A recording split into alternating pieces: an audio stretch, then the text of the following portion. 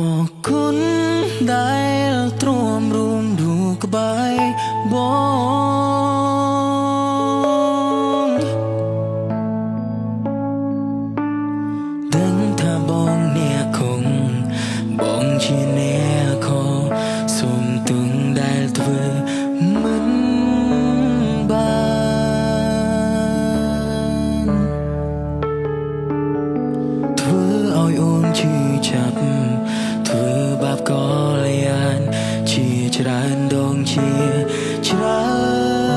នសា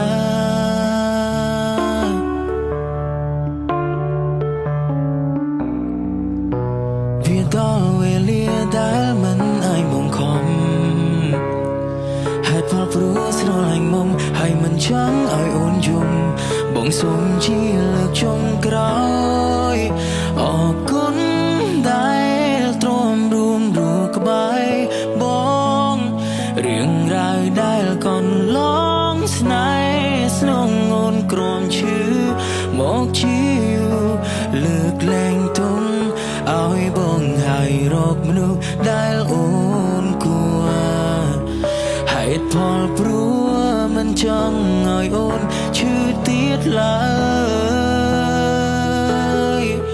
អរគុណដែលទ្រាំរួមរូបក្បែរបង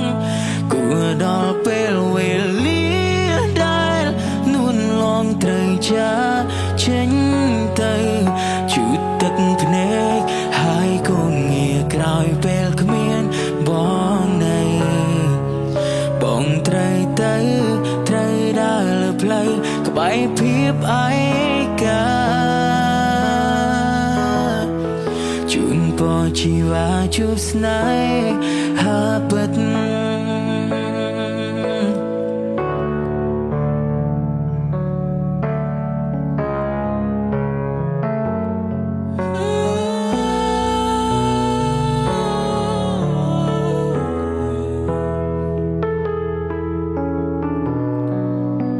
វាដល់វេលាដែលមិនអាចបង្ខំ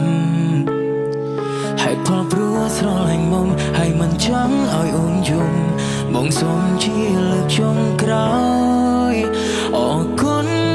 ដែលទ្រាំរួមរូបក្បែរបងរឿងរ៉ាវដែលកន្លងស្នេហ៍ស្នងអូនក្រំឈឺមកជាលើកលែងទោឲ្យបងហើយរកមនុស្សដែលអូនគួរហេតុផលព្រោះមិនចង់ឲ្យអូនឈឺទៀតឡើយ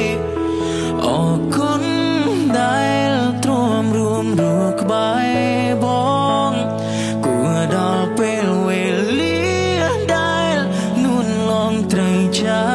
ចេញទៅជូតទឹកភ្នែកហើយគង់ងារក្រោយពេលគ្មានបងនៅ